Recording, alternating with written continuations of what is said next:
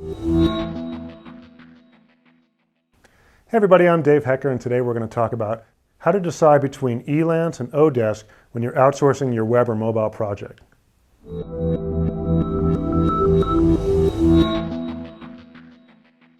Okay, Odesk and Elance are both great places to outsource your project, but they're pretty different. So let's look at some ways to know which one is the best fit for your project.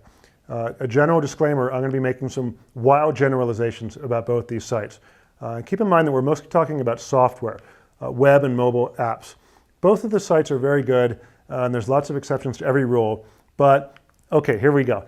Roughly speaking, Elance is a little more professional. It's a little more high-end. It's a bit more upscale. It's a little more expensive. Odesk is a little bit more of a Wild West. It's not quite as professional, and it's a little bit cheaper. So what does this actually mean to you when the rubber hits the road? It means that if you're shopping for a super professional team and you're willing to pay a little more, you might want to look at Elance. Elance attracts a higher level of vendor. If you have a really big, complicated project, you're looking for a super solid vendor, you have a better chance of finding that on Elance. But then again, if you're looking for an individual freelancer to do some contract work, or if you're willing to do some more project management, take on a little more risk, or if you're just on a super tight budget, Odesk can work really, really well. A few things about Odesk. Odesk is a different kind of environment. The average rates are lower, which means that it's easier to get in, and there's a lot of people offering $2, $3, $4 an hour work just to get themselves started. We don't see it that much on Elance. This is mainly on Odesk.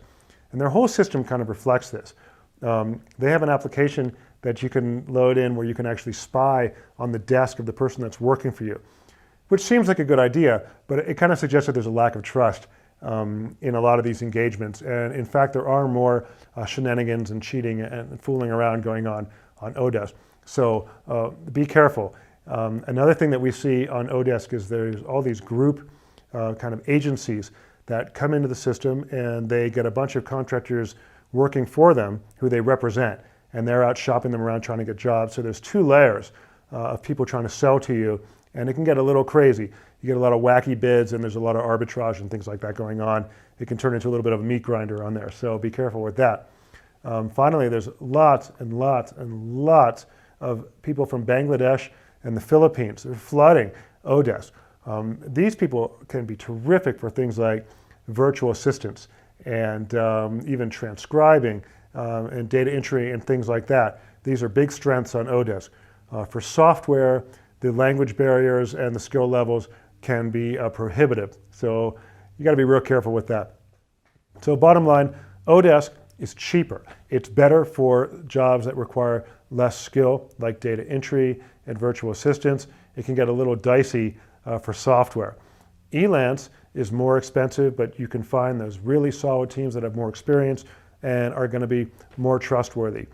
The true bottom line is that it's pretty inconsistent. These are just generalizations, and most of the companies are active on both.